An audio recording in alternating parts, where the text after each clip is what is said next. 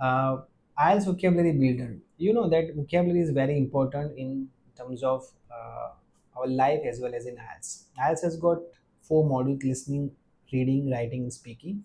In all the modules, it is very useful. Sometimes लोगों को ये लगता है कि without improving there vocabulary they can get the bank score, but it does not happen. अगर आप वोकेबलरी इम्प्रूव नहीं करते हो तो डेफिनेटली आप कहीं ना कहीं पे या आपको रीडिंग में रिक्वायर्ड बैंड नहीं आएंगे या फिर आपको राइटिंग में रिक्वायर्ड बैंड नहीं आएंगे. कहीं पे तो आप शॉर्ट कर ही जाओगे. इसीलिए I strongly emphasise and I strongly recommend that you would build your vocabulary. So today we are going to learn some words, and you know the basic words. We would learn the advanced words of those basic words. Like think. आप think जानते हो, आप tired जानते हो, आप और भी कई वर्ड्स होंगे जो आप जानते होंगे, लेकिन हम क्या करेंगे, उनके हम एडवांस वर्ड्स यूज़ करेंगे और एडवांस वर्ड उसके सीखेंगे.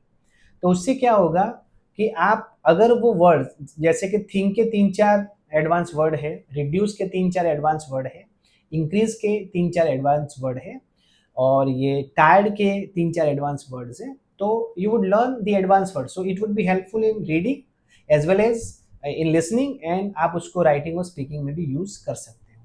तो सबसे पहले देखेंगे थिंक. सो नॉर्मली क्या हम बोलते हैं कि I think. So I think की जगह पर अगर आप आई थिंक बोल रहे हो तो ये 5.56 मतलब कि उतना लेवल का वर्ड है. लेकिन अगर आप उसको रिप्लेस करते हो पॉन्डर से, अगर आप आई थिंक की बजाय आई पॉन्डर बोलते हो, so that would affect more on the examiner, because ponder is an advance word. So in place of I think you can speak I ponder. एक दूसरा वर्ड है जो एक्चुअल सिनोनिम उसको नहीं कह सकते हम कि वो पॉन्डर का थिंक का सिनोनिम है, but that is kind of synonym, that is called contemplate. So contemplate, अगर आप कहीं पे बैठे हो और आप मूड में हो और डीप थिंकिंग कर रहे हो, बराबर, तो उस time you can say that I M contemplating, that I am thinking deeply. So contemplate can also be use in place of think. एक दूसरा वर्ड है एंटिसिपेट. पर एंटीसिपेट का जो मतलब है, उसका मीनिंग है, वो एग्जैक्टली थिंक नहीं होता. एंटीसिपेट मतलब कि आपने कुछ सोच रखा है कि ऐसा होगा, that I am anticipating that my father would come to meet me, so that is called anticipate. It does not mean think, but it means something like think. So anticipate, अगर आपको फ्यूचर की कोई घटना है और वो आप पहले से उसका अंदाजा लगा लगा सकते हो, तो उसको बोलते हैं anticipate.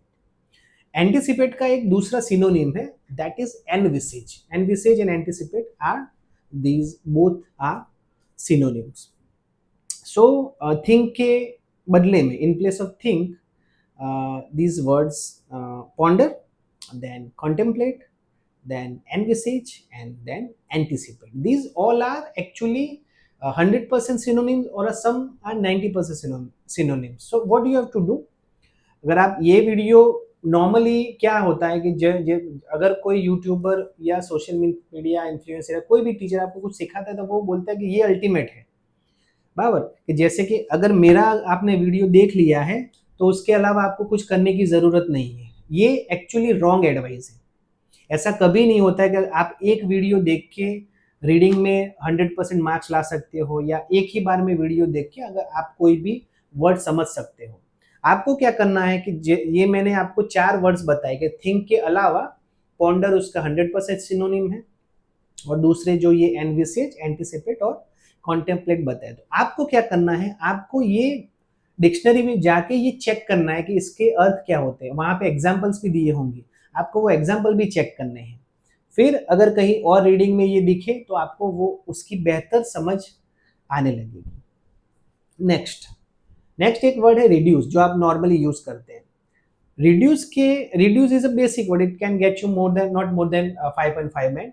But if you are able to use these 3 words in place of reduce, the first word is alleviate, the second is curtail, and the third one is mitigate. These three, all the 3 words are exact synonym of reduce, and they can get you more than 8 band score if you are able to use it wisely and correctly.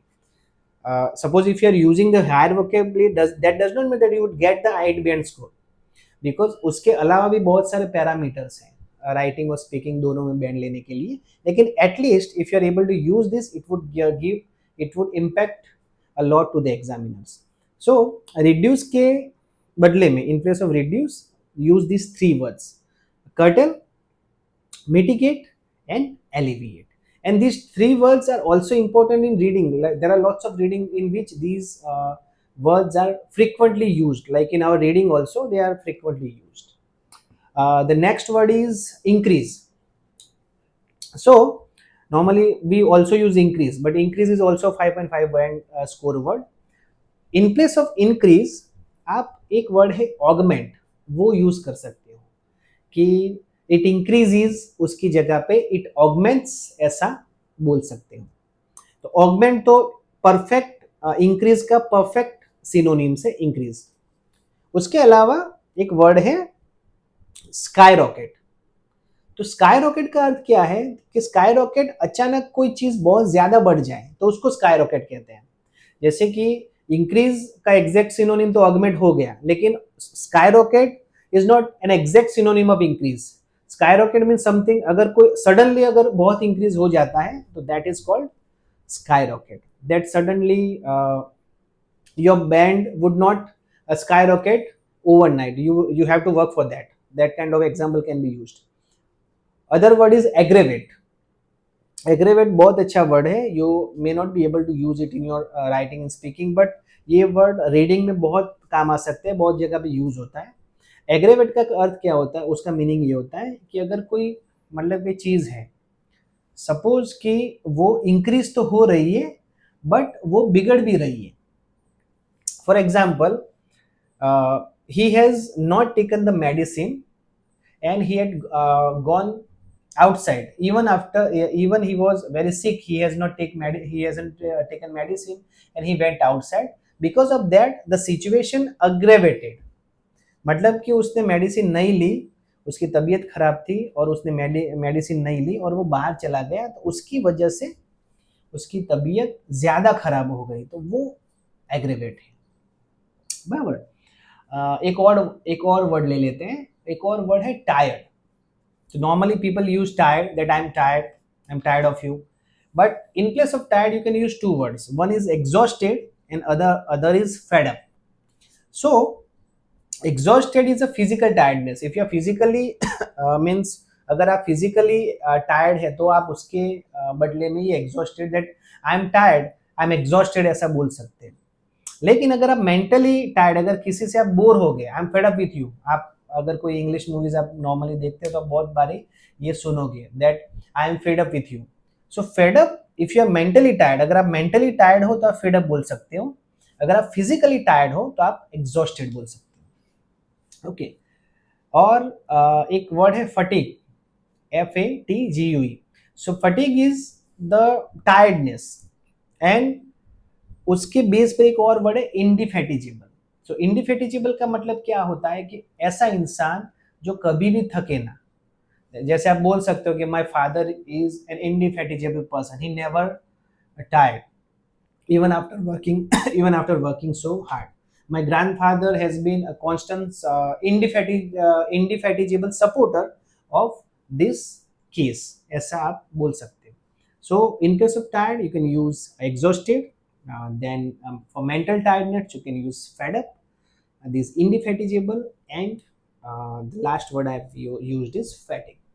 So what we have done, it is just try a small try to give you more words. You already know ये think, फिर ये increase, reduce and tired, ये word आप जानते थे, लेकिन उसके basis पे हम ये थोड़े 10-15 वर्ड ये सीखे. That does not mean that by watching this video you can easily remember these words, because ये वर्ड थोड़े complicated और advanced होते हैं. अगर इसको आपको अच्छे से मतलब यूज़ करना है अपने राइटिंग और स्पीकिंग में, या फिर रीडिंग में उसको यूज़ करना है, तो आपको क्या करना होगा, इन वर्ड्स को अलग अलग जगह पे रीडिंग करके आपको देखना होगा.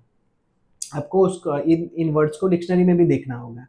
और जैसे जैसे आप इन वर्ड्स को बहुत सारी जगहों पे देखते जाओगे और आप अपने सेंटेंसेस में यूज करते जाओगे, definitely you would be able to use these words and definitely you can get the higher man score.